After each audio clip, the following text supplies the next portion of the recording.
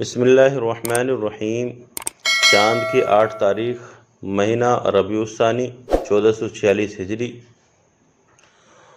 اور انگریزی تاریخ 12 تاریخ 12واں مہینہ 2024 بروز ہفتہ۔ اور یہ تھوڑی سی تاریخ جو کل رہ گئی تھی میں تمام سامعین کے سامنے دوبارہ سماعت فرمانا چاہتا ہوں، کیونکہ کل ویڈیو نہیں ڈالی گئی تو اس میں سے کچھ بات جو اہم بات ہے وہ اسی میں ڈالی جاتی ہے آج کی تاریخ میں۔ نبوت ملنے کے بعد رسول اللہ صلی اللہ علیہ وسلم 3 سال تک پوشیدہ طور پر دعوت دیتے رہے، پھر اللہ کی طرف سے حضور صلی اللہ علیہ وسلم کو کھلم کھلا اسلام کی دعوت دینے کا حکم ہوا۔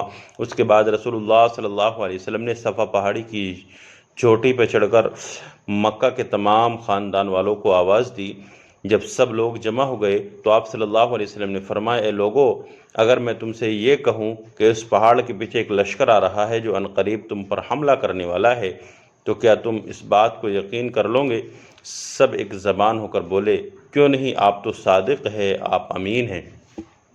پھر آپ صلی اللہ علیہ وسلم نے فرمایا، لوگو، ایک اللہ پر ایمان لاؤ، بتوں کی عبادت چھوڑ دو، میں تم کو ایک سخت عذاب سے ڈرانے اور آگاہ کرنے آیا ہوں جو بالکل تمہارے سامنے ہے۔ یہ سن کر سبھی لوگ سخت ناراض ہوئے۔ ان میں آپ صلی اللہ علیہ وسلم کا سگا چچا ابو لہب آپ صلی اللہ علیہ وسلم کے ساتھ سخت کلامی سے پیش آیا، جس کے جواب میں اللہ رب العزت نے ابو لہب اور اس کی بیوی ام جمیل کی تباہی کے بارے میں سورہ لہب نازل فرما دی، یعنی تبت یدا جو ہم سورت پڑھتے ہیں یہ نازل فرمائی۔ آج کی تاریخ یعنی جو آج 8 تاریخ ہے اس کے بارے میں اس نمبر 1 اسلامی تاریخ رسول اللہ صلی اللہ علیہ وسلم کی چچا ابو طالب سے گفتگو۔ رسول اللہ صلی اللہ علیہ وسلم جب لوگوں کی ناراضگی کی پرواہ کے بغیر برابر بت پرستی سے روکتے رہے اور لوگوں کو سچے دین کی دعوت دیتے رہے تو قریش کے سرداروں نے آپ صلی اللہ علیہ وسلم کے چچا ابو طالب سے شکایت کی کہ تمہارا بھتیجا ہمارے معبودوں کو، ہمارے خداؤں کو برا بھلا کہتا ہے، ہمارے باپ داداؤں کو گمراہ کہتا ہے، جسے ہم برداشت نہیں کر سکتے، اس لیے یا تو آپ ان کی حمایت بند کر دے یا پھر آپ بھی ان کی طرف سے فیصلہ کن جنگ کے لیے میدان میں آ جائے۔ یہ سن کر ابو طالب گھبرا گئے اور حضور صلی اللہ علیہ وسلم کو بلا کر کہا، مجھ پر اتنا بوجھ نہ ڈالو کہ میں نہ اٹھا سکوں۔ چچا کی زبان سے یہ بات سن کر آپ صلی اللہ علیہ وسلم کی آنکھوں میں آنسو بھر آئے اور آپ صلی اللہ علیہ وسلم نے فرمایا، چچا جان، اللہ کی قسم، اگر یہ لوگ میرے ایک ہاتھ میں سورج اور دوسرے ہاتھ میں چاند لا کر رکھ دے تب بھی میں اپنے اس کام سے باز نہ آؤں گا، یا تو اللہ کا دین زندہ ہوگا یا میں اس راستے میں ہلاک ہو جاؤں گا۔ حضور صلی اللہ علیہ وسلم کی اس گفتگو کا ابو طالب پر بڑا اثر ہوا، چنانچہ انہوں نے کہا، جس طرح چاہو تبلیغ کرو، میں تمہیں کسی کے حوالے نہیں کروں گا۔ ابو طالب کا یہ جواب سن کر کفار مکہ مایوس ہو کر چلے گئے۔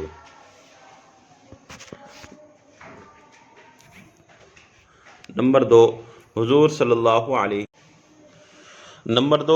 اللہ علیہ وسلم کا معجزہ۔ حضرت سعد رضی اللہ عنہ کے حق میں دعا۔ آپ صلی اللہ علیہ وسلم نے حضرت سعد رضی اللہ عنہ کے حق میں دعا فرمائی، اے اللہ، سعد کی دعائیں قبول فرما۔ اس کا اثر یہ ہوا کہ حضرت سعد رضی اللہ عنہ جو دعا مانگتے وہ قبول ہو جاتی تھی۔ نمبر 3 ایک فرض کے بارے میں نماز چھوڑنے پر وعید۔ رسول اللہ صلی اللہ علیہ وسلم نے ارشاد فرمایا، نماز کا چھوڑنا مسلمان کو کفر و شرک تک پہنچانے والا ہے۔ نمبر 4 ایک سنت کے بارے میں نفع نہ پہنچانے والی نماز سے پناہ مانگنا۔ حضرت انس رضی اللہ عنہ بیان کرتے ہیں کہ رسول اللہ صلی اللہ علیہ وسلم یہ دعا فرمایا کرتے تھے، اللہم انی اعوذ بک من صلاۃ لا تنفع۔ ترجمہ، اے اللہ، میں تیری پناہ چاہتا ہوں اس نماز سے جو نفع نہ پہنچائے۔ نمبر 5 ایک اہم عمل کی فضیلت، زبان اور شرمگاہ کی حفاظت کرنا۔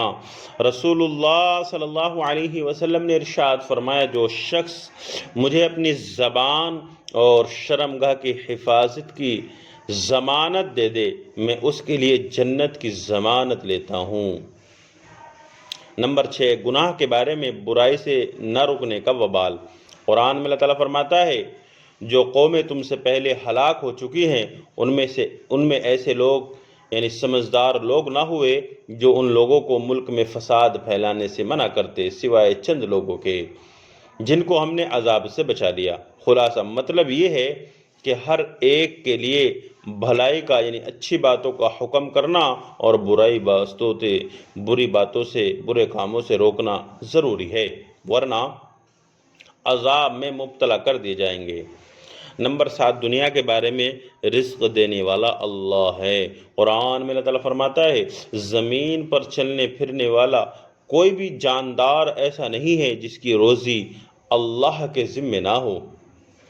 نمبر 8، آخرت کے بارے میں جہنمی ہتھوڑا۔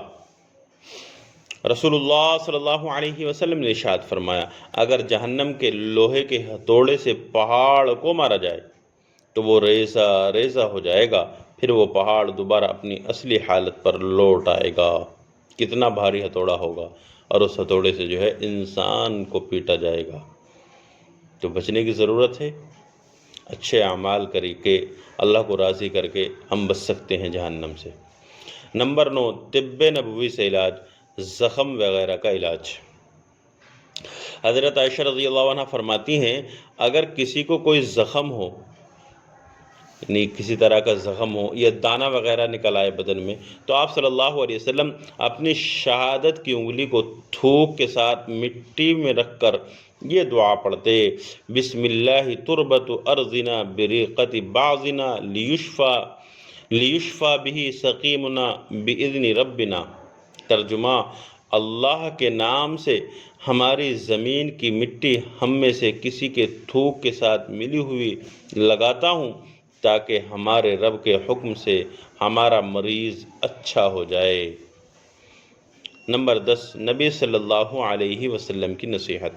رسول اللہ صلی اللہ علیہ وسلم نے ارشاد فرمایا اپنے مالوں کو زکوٰۃ کے ذریعے محفوظ بناؤ اور اپنے بیماروں کا صدقے سے علاج کرو، اور مصیبت اور بلاؤں کی موجودگی کا دعاؤں اور اللہ کے سامنے عاجزی سے استقبال کرو۔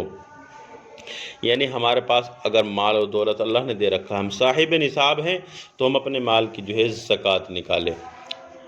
اسی طریقے سے اگر بیمار ہیں تو ہم جو ہے صدقہ سے اس کا علاج کریں۔ صدقہ مطلب کہ 10-5 روپے کسی غریب فقیر کو دے دے۔ اگر موقع پہ نہیں مل رہا ہے تو آپ جو ہے اس پیسے کو 10-20 روپے 150 روپے جو بھی اللہ نے تمہیں ہمت اور طاقت دی ہے وہ پیسے نکال کر کسی ڈبے میں الگ رکھ لیجیے، جیسے ضرورت مند ملے آپ نکال کر اس کو دے دیجیے۔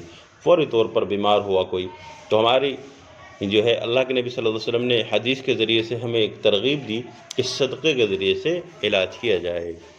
اللہ سے دعا کرے اللہ رب العزت مجھے بھی اور تمام سامعین کو تمام باتوں پر عمل کرنے کی توفیق عطا فرمائے، آمین۔